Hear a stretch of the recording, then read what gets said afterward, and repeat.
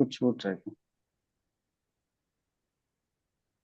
Marine ecosystem का कितना part था, कौन कौन सा स्टेज था सबसे पहले? Sir littoral. 3 थे टोटल। एक, हाँ, एक लिटोरल था, दूसरा नेक्टिक था, फिर तीसरा पेलाजिक था और चौथा बेंथिक था। बाकी सबको क्यों नहीं याद है?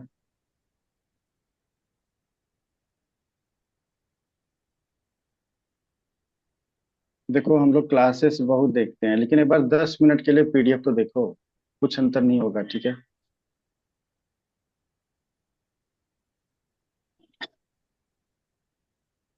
अरे वो नेक्टिक नहीं, नेरिटिक होना चाहिए ना। हाँ। और रिवील क्वार्टेट क्या था?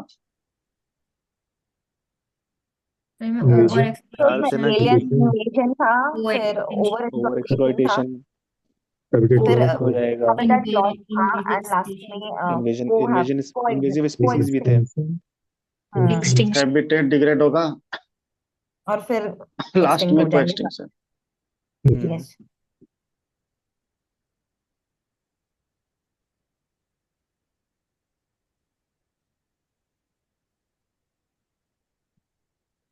चलो, जब चीजें ऐसे ही रहेंगी तो क्या फायदा होगा, मुझे ही बेनिफिट होगा क्या? अच्छा एक बार चलो ठीक है, जाने दो। मेरा काम है करना, कुछ तो है ना, कि कर्म करते जाओ फल की चिंता ना करो, ऐसे है ना? मैं कर्म करता हूँ, तो लोग फल दोगे नहीं, चिंता मैं नहीं करता, ठीक है? सही है ना ये?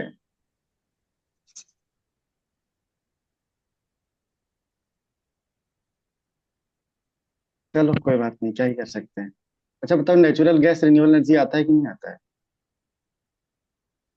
Yes sir. नेचुरल गैस नहीं नहीं। नेचुरल गैस रिन्यूएबल एनर्जी नहीं है है या ना। नहीं? नहीं है। नहीं। नहीं नहीं है सर, नहीं है। नहीं है। कन्वेंशनल सोर्स है, नॉन रिन्यूएबल है। कन्वेंशनल है, कैसे तो कैसे पता चलता है रिन्यूएबल है या नहीं? प्राइमरी और सेकेंडरी सोर्स, कौन डायरेक्टली आ रहा है, कौन इनडायरेक्टली आ रहा है। मतलब हाँ ठीक है, ये तो प्राइमरी सेकेंडरी तो सही है। रिप्लेस होने के जो लिए कितना टाइम कंटिन्यूअसली लगता है? रिप्लेस, हाँ हाँ रिप्लेस में इसमें टाइम कितना लग रहा है ना, उसको बनने में हम्म दोबारा कितना टाइम लग रहा है, इससे डिसाइड होता है। हम्म। जैसे क्या होता है, नेचुरल गैस कैसे बनता है? कैसे बनता है नेचुरल गैस? ऑर्गेनिक जैसे, सारे मटेरियल सब साइड हो जाएंगे ना, शट हाँ, के। हाँ, लेयर्स ओशन के नीचे में। चले जाएंगे, फिर काफी हम्म समय के बाद ऊपर आएंगे ना, और फिर हम्म, बाद में हम लोग को यहाँ मिलता है, काफी समय कन्वर्ट हो जाता है ना, ठीक है, फॉसिल फ्यूल्स में, और उसके बाद फिर ये बन के आते हैं, तो ये हम लोग को बाद में डिस्कवर होता है। तो क्या इसको रिप्लेस होने काफी समय लगता है ना, तो हम्म। रिप्लेसमेंट टाइम बहुत ज्यादा है। सनलाइट क्या है, आज भी है कल भी है, ठीक है, उससे डिसाइड होता है। चलो, हाँ तो बात करते हैं रिन्यूएबल एनर्जी का, है ना? तो नेचुरल रिसोर्स से जनरेट होता है जिसको कंटिन्यूअसली रिप्लेनिश किया जाता है, ठीक है? क्या क्या हो सकता है? सोलर, हाइडल, जो थर्मल, ये सब ज्यादा इंपॉर्टेंट नहीं है, पढ़ लेता हूँ तो लोग पढ़ लेना खुद ही। प्राइमरी सेकेंडरी सोर्स तो पता है ना, प्राइमरी मतलब रिन्यूएबल, सेकेंडरी मतलब नॉन रिन्यूएबल। यहाँ मैंने लिख दिया है कोल, ऑयल, नेचुरल गैस, है ना? नेचुरल गैस याद रखना, ये तो याद ही रहता है। अब बताए सोलर एनर्जी, है ना? तो सोलर एनर्जी कैसे जनरेट होगा? ये सन से रेज आ रहा है ना, हम्म। तो घर में हम लोग फोटोवोल्टाइक ये लगाते हैं ना, प्लेट लगा देते हैं, याद है? Solar plate yes sir. जिसको बोलते हैं, यही होता है सोलर ना। सेल्स। एक तो ये वन हम्म। साइड तो ये हुआ, और दूसरा क्या होता है कि मान लो ये लेंस बन गया है ना, तो सनलाइट इस पे फॉल करेगा, इसको कहीं और कंसंट्रेट करा, जैसे मान लो वाटर है, ठीक है, और ये हीट से solar energy change in generate हो हीट। जाएगा, है ना? यस। ठीक है, तो दोनों हो सकता है। इसको क्या बोलते हैं, कंसंट्रेटेड सोलर पावर, ठीक है, तो हम्म। इसको फोटोवोल्टाइक सेल, इससे ज्यादा जानने का जरूरत नहीं, ठीक है? चलो, अब आते हैं इंटरनेशनल सोलर अलायंस। मैं पूरा छोड़ रहा हूँ इसीलिए क्योंकि इकोनॉमी सर्वे में एक चैप्टर है, ठीक है, तो उसमें कवर हो जाएगा, ठीक है? तो आते हैं सीधा इंटरनेशनल सोलर अलायंस। कौन सेटअप किया था इसको, किसके इनिशिएटिव पे? India, France.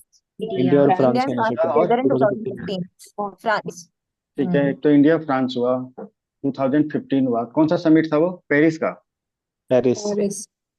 हाँ पेरिस सीओपी समिट 30 था। में। इसका हम्म। हम्म हेडक्वार्टर कहाँ पे है? गुड़गांव। गुड़गांव। गुड़गांव, गुड़गांव। गुड़गांव, हाँ। गुड़गांव। हम्म। इसका अल्टरनेटिव नाम भी है क्या कुछ, इंटरनेशनल अलायंस का? International agency for solar policy and application. Okay. Hmm. ठीक, क्वेश्चन ऐसे भी आ सकता है, थोड़ा ध्यान रखना। ठीक है, ये तो हो गया। इसका ऑब्जेक्टिव क्या होगा? जो भी ट्रॉपिक ऑफ कैंसर और केप्रिकॉन के बीच में कंट्रीज है, तो they are being involve basically solar अच्छा, एनर्जी कौन के। कौन सी कंट्रीज के लिए एलिजिबल है इंटरनेशनल सोलर अलायंस के लिए? कौन कौन सी सबके कंट्री लिए। एलिजिबल है?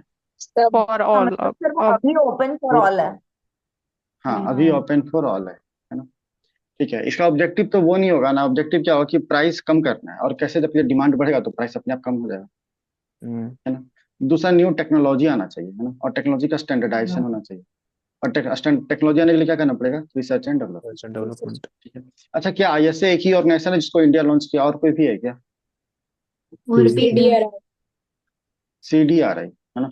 सीडीआरआई का full form? for disaster disaster resilience, Coalition. disaster resilience, for coalition Coalition disaster, for disaster Disaster disaster resilience. initiative, resilience initiative. Resilient initiative, ये होता है। ठीक है, इसका हेडक्वार्टर कहाँ है? तो भी उधर ही है उधर। New Delhi. गुड़गांव में है? नहीं नहीं, हाँ न्यू दिल्ली। न्यू दिल्ली। ठीक है, इसका कैसे चलता है ऑर्गेनाइजेशन? एक तो एक होस्ट होगा, है ना, और दूसरा HOST, और दूसरा एक को चेयर होगा, मतलब एक चेयर और को चेयर दो होगा, है ना? तो एक हमेशा इंडिया रहेगा, और पहला को चेयर कौन था? यूके। ठीक है, और ये बाय रोटेशन होता है ना, को चेयर। चलो, ये तो हो गया CDRI। और कोई ऑर्गेनाइजेशन इसको इंडिया लॉन्च किया है? गावी कोई भी और है शायद। अलायंस वगैरह? हाँ, वैक्सीन अलायंस का करो। GAVI Global global vaccine. Biofuel, ये बायो भी है ना? Global global alliance bio, for vaccines and immunisation. Hmm. हाँ ठीक है, उसको छोड़ देना, मतलब वो पॉलिसी टाइप का हो जाएगा ना, ये ग्लोबल बायोफ्यूल अलायंस है ना, ये एक। ठीक है, तीसरा हो गया ये। और भी कुछ है क्या? ये तीन, इतना ही मेन था। वैसे तो ये भी है इंटरनेशनल बिग कैट अलायंस वगैरह, लेकिन उतना नहीं आता। ठीक है, ये मेन तीन देखते हैं। चलो, अब आते हैं विंड एनर्जी, है ना। तो विंड एनर्जी में क्या होता है? ये तो सब हम लोग देखे हैं ना, पंखा ये। तो ये हम्म। क्या होता है? ये देखो तो, विंड आया तो यहाँ से काइनेटिक एनर्जी, विंड मूविंग है ना, तो मूविंग उससे में क्या होता है? काइनेटिक एनर्जी आता है। ठीक है, तो विंड यहाँ से आया। अब देखो, यहाँ पे गियर होता है, गियर ऐसे समझ लो ना, ऐसे ऐसे होता है। ठीक है, ये थोड़ा सामने से ऐसे कर दो तो ज्यादा अच्छे से समझ में आएगा। अब ये ऐसे बना हुआ है, इसको बना ही देता हूँ, शायद थोड़ा समझ में आ जाएगा। ये ऐसे पूरा, अब मान लो ये पूरा रोटेट करेगा तो ये गियर रोटेट करेगा, है ना। अब इसमें हम्म। से एक और अटैच होता है। ठीक है, अब ये जैसे रोटेट करेगा वैसे ये गियर भी रोटेट करेगा, है ना। ये समझ में आ रहा है? Yes sir. Yes sir. नहीं समझ में आ रहा है ना, चुपको लास्ट में ना फोटो दिखा दूंगा, शायद तुम लोग ज्यादा समझ में आएगा। ठीक है, तो क्या होता है, यहाँ से काइनेटिक एनर्जी आया और यहाँ पे चेंज होता है मैकेनिकल एनर्जी में, ये इसके रोटेशन के कारण से, और ये बाद में चेंज होता है ट्रांसफार्मर से इलेक्ट्रिकल एनर्जी में। ठीक है? बस अभी याद रखो, थोड़ी देर में दिखा देता हूँ मैं, उसके बाद ये खत्म हो जाए फिर दिखा दूंगा मैं। ठीक है, तो काइनेटिक एनर्जी से मैकेनिकल, और मैकेनिकल से इलेक्ट्रिकल। ठीक है, यही होता है।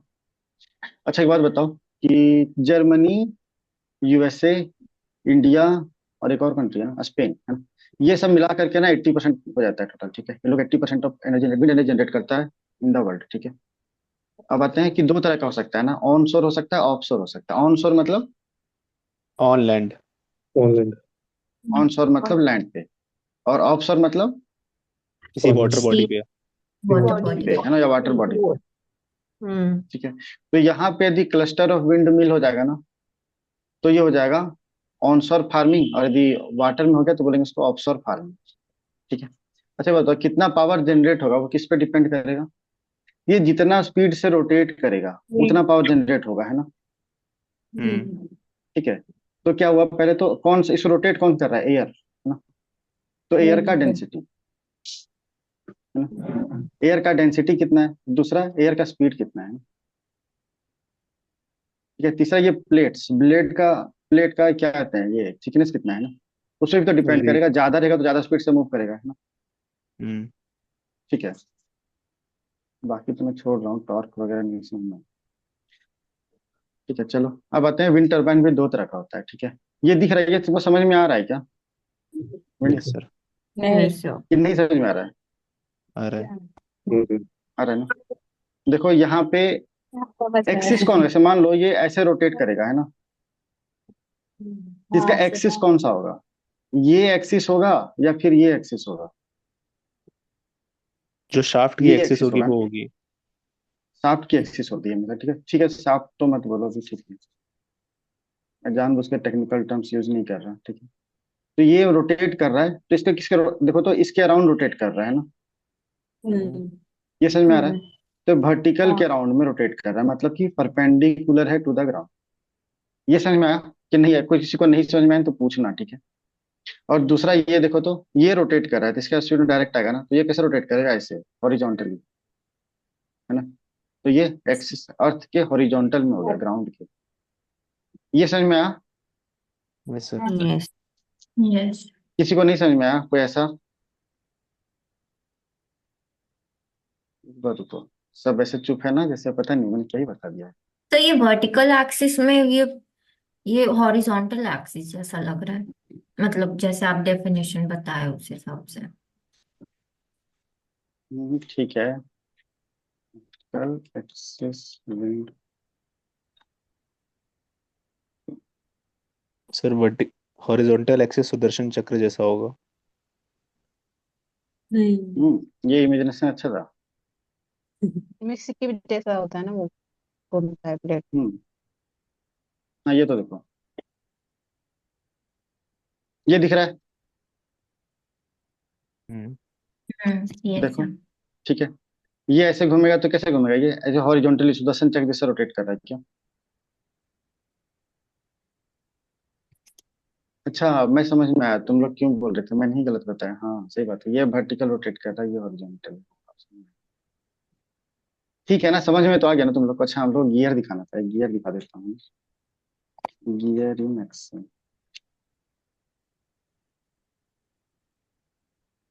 देखो ये दिख रहा है, हम्म को देखते हैं। देखो एक गियर दूसरे से लिंक्ड है ना, ठीक है। ऐसा जनरली घड़ी में भी होता है, देखो होता है ना, यस सर। यस ठीक है। सर। तो ये जिस स्पीड से देखो, सोचो तो इसका स्पीड ज्यादा है, मोर स्पीड इसका है, तो इसका मान लो दो रोटेशन हो सकता है, इसका एक रोटेशन होगा, है ना? हम्म गियर रेशियो। ऐसे ही होगा ना? Yes sir. चाहे मान लो इसका एक रोटेशन इसके दो रोटेशन के बराबर हो सकता है, यही हुआ ना बराबर एक चीज से। हम्म सरकमफेरेंस हाँ, इसका क्योंकि इसका रेडियस कम है ना। ठीक है, ये समझ में आया? बस खाली हम्म दिखाना ही था ताकि थोड़ा इमेजिनेशन हो सके। क्वेश्चन आया था ना इस बार, कोरियोली वेलोसिटी याद है? Yes sir. कोरियोलिस फोर्स, है ना? ओरियोलिस फोर्स आ रहा था। फोर्स, है ना? ये इसी से लिंक था, ठीक है, छोड़ दो, ये इंजीनियरिंग का पार्ट है तो मैं इसे डिस्कस नहीं कर रहा, बस उतना ही दिखाना था। देख लिया ना, काफी है। चलो, अब आते हैं हाइड्रो पावर, है ना? हाँ, हाइड्रो पावर में क्या होगा? पानी से चलेगा ना, हम्म तो यहाँ पानी गिरा और ये रोटर पे और इसे जनरेटर लगा हुआ, इलेक्ट्रिसिटी जनरेट हो जाता है, यही होता है ना? Yes sir. ये कितना तरह का हो सकता है? एक तो इम्पाउंडमेंट टाइप, इम्पाउंडमेंट मतलब डैम। वाटर कलेक्ट करते हैं। हाँ, जो डैम बनाते हैं, रिजर्वायर बनाते हैं, वो सब आ जाएगा इसमें, है ना? ठीक है। कहता है डाइवर्सन मतलब, जैसे पानी के मान बीच लो में ये लगा देते इंडस हैं। रिवर है। हाँ, इंडस रिवर है, अब इस रिवर को ना इधर डाइवर्ट कर दिए, ठीक है, थोड़ा सा, और यहाँ पे हम मोटर लगा दिए, ठीक है। ये रोटर से ट्रांस ये जुड़ गया ट्रांसफार्मर, और इलेक्ट्रिसिटी जनरेट हो गया, ट्रांसफार्मर जनरेटर सॉरी, और इलेक्ट्रिसिटी जनरेट हो गया, ये समझ में आया? वैसे ठीक है। कहते हैं पम्प्ड स्टोरेज, पम्प्ड स्टोरेज क्या होता है? जैसे मान तो लो कि प्रीवियस पानी बहुत ज्यादा ओवरफ्लो हो रहा है, हाँ बोलो। नहीं सर, ये तो प्रीवियस क्वेश्चन है। हाँ सही पंप बात है, क्वेश्चन है। हाँ, पम्प्ड स्टोरेज क्या होता है? जैसे मान लो कि एनर्जी हमको स्टोर करना है ना, तो पानी, ये मान लो ये ऊपर हाइट है, ये नीचे हाइट है, पानी यहाँ से नीचे आ रहा है ना? तब ये पानी को क्या करेंगे, इस पानी को हमको ऊपर भेज देंगे, ठीक है। तो ऊपर भेजने के लिए एनर्जी लगेगा ना, हम्म ठीक है। और जब जब जरूरत होगा तो ये पानी को हम फिर नीचे गिरा सकते हैं, तो एनर्जी जनरेट हो जाएगा ना। तो ये पानी को हम स्टोर कर देते हैं अपर प्लेसेस में, ठीक है, इसी को बोलते हैं पंप स्टोरेज। क्यों ऊपर किए? क्योंकि जब जरूरत हो इसमें पानी को फिर से डाउन कर दो, इससे रोटर टर्न मूव करेगा और जनरेटर से फिर इलेक्ट्रिसिटी जनरेट हो जाएगा। ये समझ में आया हम्म या नहीं आया? Yes sir. हाँ यस। चलो और एक बार once more. पंप मतलब ही क्या होता है कि पंप कर रहे हैं ना।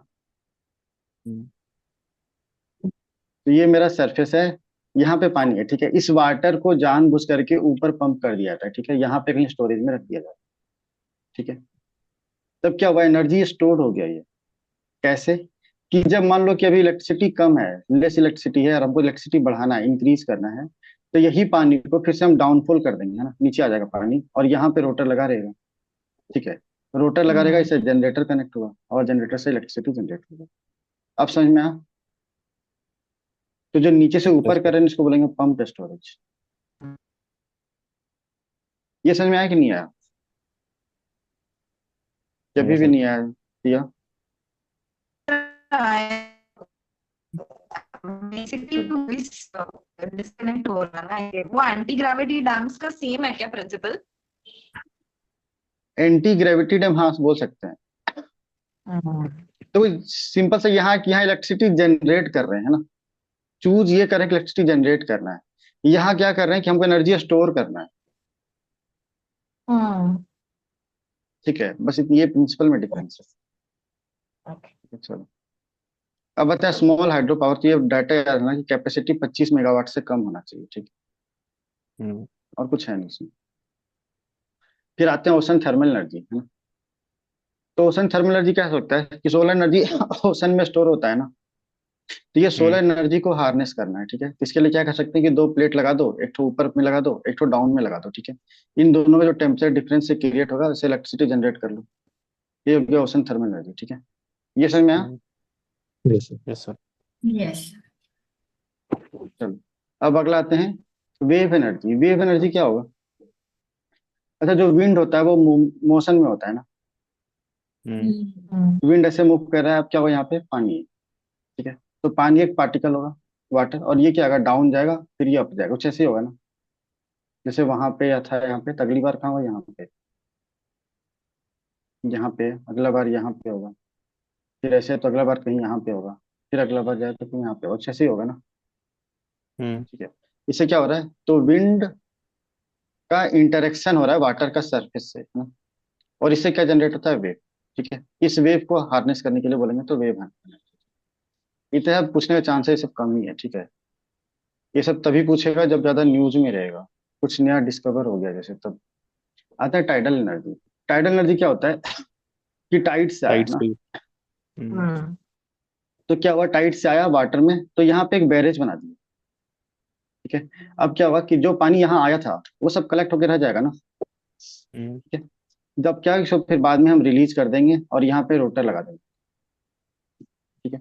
ये रिलीज किया इसे, तो यहाँ पे रोटर टर्न करेगा, रोटर से जनरेटर टर्न करेगा, ठीक है, और जनरेटर टर्न करेगा तो इलेक्ट्रिसिटी जनरेट। ये समझ में आया यस टाइडल श्योर। एनर्जी? चलो, इस तरह से रिन्यूएबल एनर्जी खत्म। अच्छा नहीं, बायोमास बच गया है। बायोमास क्या होता है?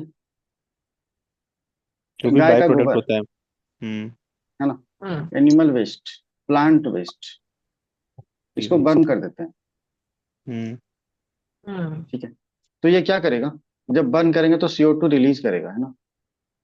हम्म फिर ये रिन्यूएबल एनर्जी कैसे है? बैलेंस हो क्योंकि जब जाता है हम ना। नॉर्मल ट्री को काटते हैं तो भी ये CO2 रिलीज करता है। हाँ बोलो। इसके खुद के ग्रोथ में वो CO2 यूटिलाइज हो जाती है, इसलिए बैलेंस कर देता है। ये उतना ही CO2 रिलीज करेगा ना जितना CO2 ये यूटिलाइज किया था ग्रोथ में, हम्म ठीक है। मतलब कि ग्रोथ बराबर रिलीज हो जाएगा यहाँ। लेकिन जब ट्री को कट करते हैं तो क्या करता है, ट्री ट्री के जो ग्रोथ में लगा वो तो है ही, साथ में इसने एक्स्ट्रा जो स्टोर करके रखा था वो भी रिलीज कर देगा CO2, ठीक है। इसीलिए नॉन रिन्यूएबल है, ठीक है, ये रिन्यूएबल हो गया। चलो, अब आते हैं एनारोबिक डाइजेशन। ये क्या होता है एनारोबिक डाइजेशन? माइक्रो ऑर्गेनिजम्स को यूज करते हैं Without oxygen. बायोगैस वगैरह बनाने के लिए। माइक्रो ऑर्गेनिक का और यूज करेंगे तो ठीक है, लेकिन अनएरोबिक है ना, तो इन absence of oxygen. Absence of oxygen. ठीक है, इसी को बायोमिथेनेशन भी बोलते हैं। फिर अगला है कंबसन, ये तो हम लोग देख चुके हैं ना, कंबसन या इंसिनरेशन मतलब। ऑक्सीजन के प्रेजेंस में। ऑक्सीजन का प्रॉपर हाई, सप्लाई होता है। अरे हाँ, हाई टेम्परेचर पे बर्न कर देना है ना, यही होता है ना कंबसन या इंसिनरेशन। पायरोलिसिस क्या था? Controlled absence of environment, controlled oxygen है ना, कंट्रोल्ड या और फिर एब्सेंस। अब्सेंस। हाँ देखो, यहाँ पे फायर की बात हो रही है, यहाँ पे माइक्रो ऑर्गेनिज्म की। ठीक है, इसीलिए बायो टर्म आ रहा है या डाइजेशन टर्म आ रहा है। चलो अब बताए सिन गैस। सिन गैस कैसे प्रोड्यूस होता है? कोल को सिन पायरोल गैस कहीं कहीं कहीं प्रोड्यूसर गैस भी बोलते हैं, ठीक है, थोड़ा माइनर डिफरेंस है, प्रोड्यूसर उतना नहीं गैस। चलता, अलग है, हाँ, लेकिन प्रोड्यूसर उतना गैस जानने की जरूरत है, हमको गैसिफिकेशन पूछा नहीं। प्रोसेस से आता है। ये भी गैसिफिकेशन से ही होता है, ठीक है, थोड़ा सा माइनर सिन गैस डिफरेंस है पायरोलिसिस। कंपोजिशन। हम्म। ठीक है, अरे पायरोलिसिस गैसिफिकेशन सेम ही तो है, इसीलिए मुझे लगा था कि कंफ्यूजन हो सकती है, तो मैंने ऑब्लिक देके लिखा है। ठीक है, सिन गैस का कंपोजिशन खाली याद रखना, हाइड्रोजन, सीओ, CO2, ये मेन होता है। ठीक है, मीथेन होता है लेकिन बहुत कम होता है। तो ये क्वेश्चन आ सकता है कि इसमें क्या क्या होता है। कोई कंपोजिशन बता सकता है कि हाइड्रोजन कितना होगा, कार्बन डाइऑक्साइड कितना होगा, CO2 कितना होगा, सबसे ज्यादा कौन होता है?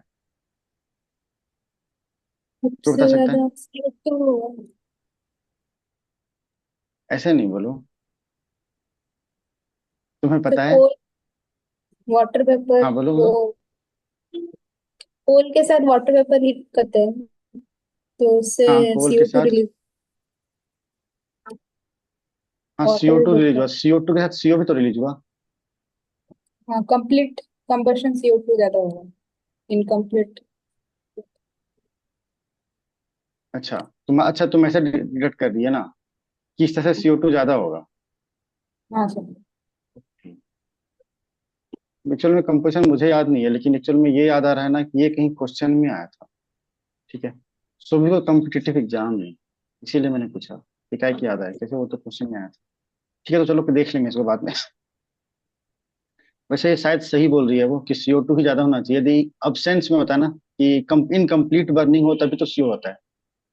अरे लेकिन गैसिफिकेशन में होता क्या है, कोई प्रोसेस बताइएगा कैसे होता है गैसिफिकेशन, जो ये समझ में आए सीन गैस कैसे प्रोड्यूस होगा। हम लोग बात कर रहे हैं ना गैसिफिकेशन का कि कुछ अचीव करना है, शायद 2 साल पहले बजट में कुछ आया था ऐसे। क्या है कि मान लो ये अर्थ है, इसके नीचे कोल पड़ा हुआ है, लेकिन इसको डायरेक्टली एक्सट्रैक्ट नहीं किया जा सकता। ठीक है, तो क्या करेंगे, यहाँ से गैस सप्लाई करेंगे।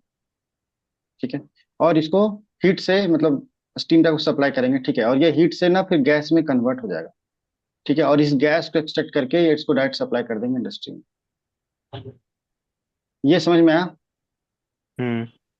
Yes sir. इसी को गैसिफिकेशन बोलते हैं। ठीक है, अब जो गैस निकलेगा उसको सिन गैस बोलते हैं। ठीक है, ये गैस को सिन गैस बोलते हैं, और ये सिन गैस का कंपोजिशन डिटरमाइन करेगा कि कंपोजिशन होगा क्या। चलो अब आते हैं को जनरेशन। को जनरेशन क्या होता है? को मतलब ही होता है दो, है ना। तो मान लो कि एक तो प्लांट है, पावर प्लांट है ना, ठीक है, और एक तो और प्लांट है। ठीक है, अभी मान लो स्टील प्लांट है, समझ में नहीं आएगा। मान लो कि फर्नेस है एक, ठीक है, फर्नेस है, इससे कुछ प्रोड्यूस हुआ। मान लो कि कोल, कोल नहीं, हॉट मेटल प्रोड्यूस हुआ। ठीक है, हॉट मेटल के साथ एक गैस भी निकलता है।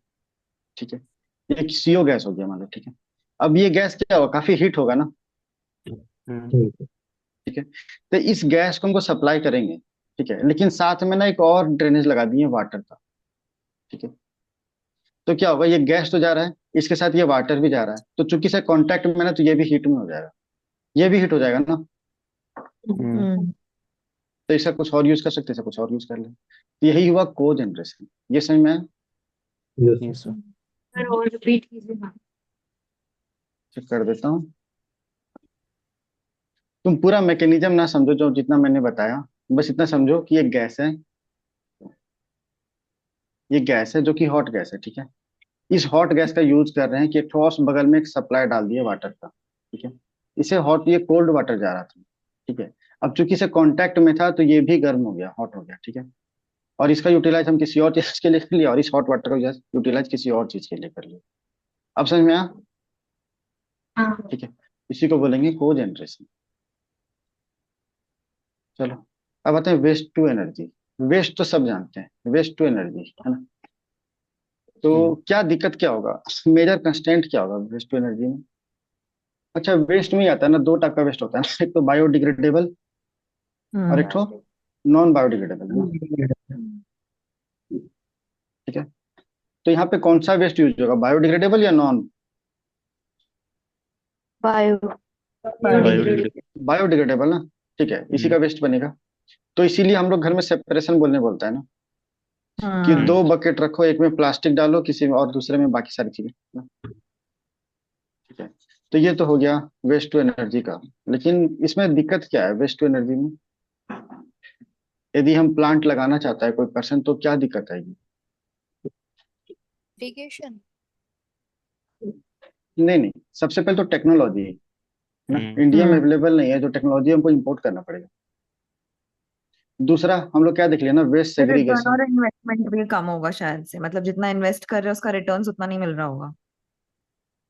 हाँ ठीक है, वो भी है, लेकिन हम लोग तो पहले नॉर्मल चीज, ठीक है, प्रॉफिट या रिटर्न ऑन इन्वेस्टमेंट बोल सकते हैं। ठीक है, ये भी एक पॉइंट होगा। एक तो वो टेक्नोलॉजी जो हमको इंपोर्ट करना पड़ेगा, है ना। दूसरा वेस्ट सेग्रीगेशन, है ना। तीसरा क्या हो सकता है, एक तो जिसको मतलब हम बाहर से लाए तो टेक्नोलॉजी इंपोर्ट किए। दूसरा, इंपोर्ट कॉस्ट भी तो बढ़ जाएगा फिर, है ना, तो हाई कॉस्ट। ठीक है, ये तो हुआ उधर से रॉ मटेरियल से, क्या हुआ कि वेस्ट सेग्रीगेट नहीं कर रहे हैं। और चौथा कलेक्शन भी, तो वेस्ट कलेक्शन भी तो इशू है ना। Unorganised sector. हाँ, अनऑर्गेनाइज सेक्टर है। ठीक है, फिर गवर्नमेंट पॉलिसीज यूनिफॉर्म नहीं है, ये सब भी हो सकता है। चलो, अब आते हैं जियोथर्मल एनर्जी। जियोथर्मल एनर्जी क्या होता है? क्रस्ट के अच्छा, अंदर कई जो बार, अर्थ के अंदर जो हाँ एनर्जी कॉन्सेप्ट है हीट उसका यूज स्टोर्ड है। हाँ, अर्थ के क्रस्ट में, है ना, जो एनर्जी स्टोर्ड है। ठीक है, इसको हार्नेस करना, यही हो गया जियोथर्मल एनर्जी। ठीक है, अब इसको हार्नेस करना कैसे करेंगे? यहाँ पे कोल्ड वाटर सप्लाई करेंगे, स्टीम बन के बाहर निकलेगा, इस स्टीम को यूज कर लो। ठीक है, एनर्जी जनरेट करनी, तो ये हो गया जियोथर्मल एनर्जी। ठीक है, यस सर। चलो, ये समझ में आ गया ना सबको? अच्छा, जियोथर्मल एनर्जी लगाने में फिर दिक्कत क्या होगा? मान लो ये है, तो इंडिया में तो इसको भी इतने सारे साइट हैं, ठीक है, साइट की बात करेंगे तो भी अभी हार्नेस करने में क्या दिक्कत है इसको? Distance problem.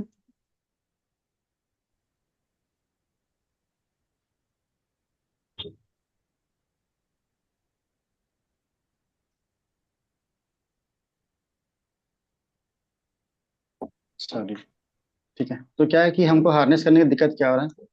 सबसे पहले बता, तो जियोथर्मल एनर्जी जो मिलेगा वो क्या अर्बन एरिया में मिलेगा, रिमोट एरिया। है ना? रिमोट एरिया, रिमोट भी नहीं, माउंटेनियस एरिया में, है ना, हम्म उधर मिलेगा, है ना, उस टाइप का एरिया में। तो पहला तो यहाँ हो गया एरिया रिमोट है। दूसरा, काफी तो पानी सप्लाई करना पड़ेगा ना, उतना पानी हम लोग के पास है? ठीक है, चलो, पानी सप्लाई हम कर दिए। तीसरा क्या हो सकता है कि वहां से लीक भी तो कर सकता है ना, और अंदर, अर्थ के अंदर में तो बहुत कुछ है, तो टॉक्सिक का रेडियो। लीकेज हो सकता है। रेडियो ठीक है? एक्टिविटी वाला। चौथा क्या होगा कि अच्छा, मान लो कि जो हम ड्रिल कर रहे हैं, तो ड्रिलिंग मशीन डालना होगा ना अंदर में। हम्म ठीक है, अब मशीन अंदर में क्या है, हाई टेम्परेचर है ना, तो ये क्या होगा, इसका लाइफ बहुत कम होगा, है ना, हर बार फ्रिक्वेंटली चेंज करना पड़ेगा। ये समझ में आ रहा है? यस ठीक है, सर। तो वियर एंड टीयर इफेक्ट्स। ठीक है, पांचवा, चलो मान लो कि एनर्जी जनरेट भी कर दिया। ठीक है, तो क्या रिमोट एरिया में है ना, तो ट्रांसमिशन लाइन वहां नहीं अवेलेबल होगी। ये समझ में आया? Yes sir. तो चलो, तो ये सारी दिक्कतें हैं, है ना। अब देख लो कि साइट है कहाँ कहाँ पे, ये प्रीलिम से पूछ सकता है, मैचिंग पॉइंट ऑफ व्यू से भी। देखो सेशन रिकॉर्ड हो रहा है, लेकिन कोई शेयर नहीं करेगा, क्लिप वगैरह कुछ नहीं शेयर कर सकता। कोई शेयर करेगा तो मैं इंडिविजुअली होल्ड करूंगा उसे, ठीक है।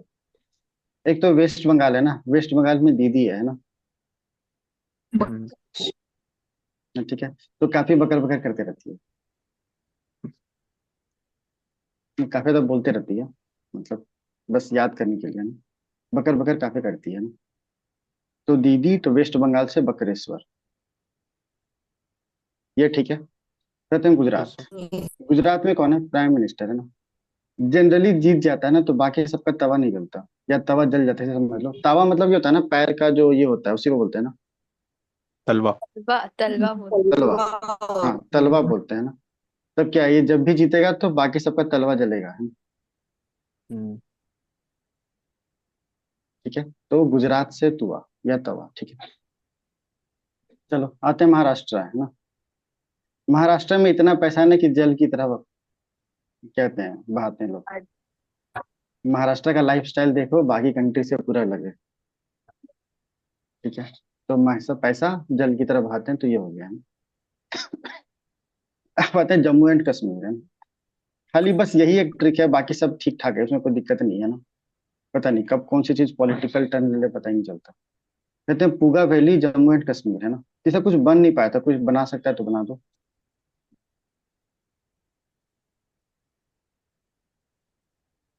ठीक है। और अगला हो गया तत्त पानी, है ना, जो कि छत्तीसगढ़ में है।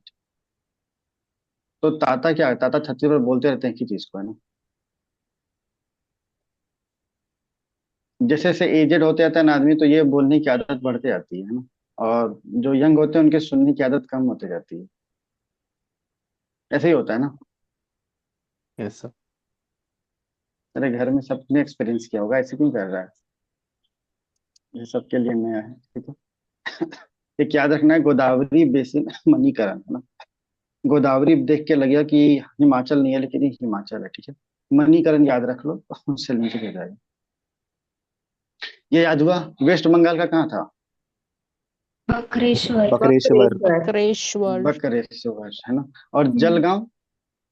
महाराष्ट्र। महाराष्ट्र हाँ, और ताता के बारे में क्या था?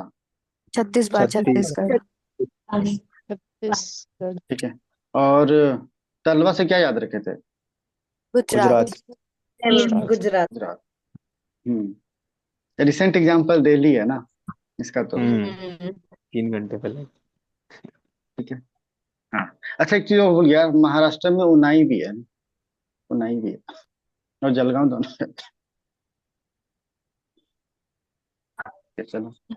अरे महाराष्ट्र में वैसे नाई लोग ज्यादा पैसा कमाता है, पता है ना। मतलब ये नाई हम्म, कोई टर्म नहीं है ना, ब्यूटिशियन उन्नति लोग। याद hairdressers। रख लो।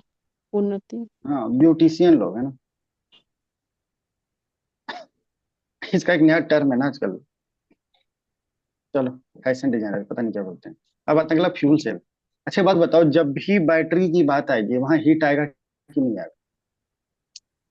yes sir. आएगा। Yes sir. फिर काफी लोगों का इस साल क्वेश्चन गलत हुआ था, क्यों नहीं आएगा? बैटरी आएगी तो हीट नहीं आएगा, सोचो। तुम देखना तुम्हारे घर में जो इन्वर्टर बैटरी लगा हो, उसका कभी चिमटा छू करके देखना, क्या गर्म होता है वो। देखना गर्म मिल जाएगा, ठीक है। तो जब भी बैटरी एनर्जी कन्वर्सन का बात आएगा ना, तो हीट हमेशा होगा। तभी तो उसको सेल में बंद किया था ना, ताकि हीट ट्रांसफर ना हो। इस बार क्वेश्चन आया था ना कि heat as a by product, ऐसे कुछ आया था ना। हम्म, ये वाटर वेपर पे स्टेटमेंट आया था याद वो आ रहा क्वेश्चन। वाटर वेपर का था है? उसका अच्छा वाटर। रिएक्शन पूछ लिया था, क्या निकलता है एमिट अच्छा में। प्रोडक्ट ठीक है, शायद मुझे किसी का हीट वाला भी गलत हुआ था, ये मुझे याद नहीं किसमें गलत हुआ था। ठीक है चलो। इसमें दो ही चीज इमिशन होता है, वन इमिशन है CO2, जो कि बहुत ही कम होता है, दूसरा वो वाटर वेपर और कुछ नहीं निकलता। फ्यूल सेल इसलिए नहीं बताया क्योंकि करंट अफेयर में काफी डिटेल में बताना है, तो दोबारा यहाँ बता के फायदा नहीं। इधर से एक चैप्टर खत्म हुआ। अब बताएं सैंड माइनिंग, है ना। कितना बच गया? ठीक है, सैंड माइनिंग तो सबको पता है। अच्छा सैंड मेजर मिनरल है या माइनर मिनरल?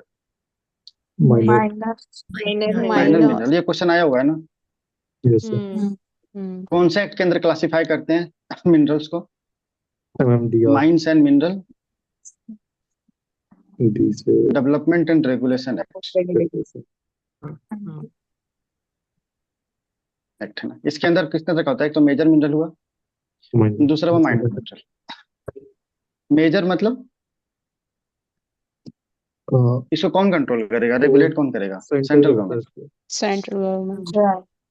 और इसको, ये पावर सेंटर स्टेट को देता है, ठीक है। Yes, sir. मतलब सेंटर अपना पावर डेलीगेट किया है टू द स्टेट, ये स्टेटमेंट याद रखना कि डेलीगेट किया है टू द स्टेट, कि वो कंट्रोल और रेगुलेट कर सकता है माइनर मिनरल्स को, ठीक है। चलो,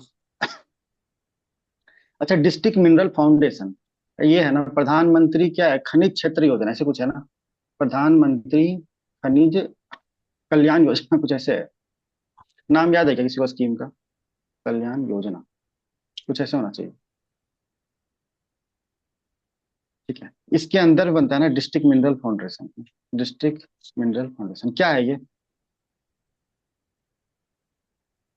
मतलब जो कि जब डिस्ट्रिक्ट भी में ये माइनिंग हो होगा, रहा है हम वहां पे रॉयल्टी डेवलपमेंट फीस कर। देना पड़ता है ना, रॉयल्टी फीस देना होता है ना स्टेट को। तो इसका कुछ हम्म परसेंट, 2% जो भी समझो, कुछ परसेंट डिस्ट्रिक्ट मिनरल फाउंडेशन में जाएगा, ठीक है। और इस पैसा का यूज किया जाएगा वहां पे जो रह कम्युनिटी रह रही है उसका ग्रोथ के लिए। ये समझ में आया? Yes sir. ठीक है। हाँ, प्रधानमंत्री खनिज क्षेत्र कल्याण योजना, कुछ ऐसा स्कीम का नाम है, ठीक है।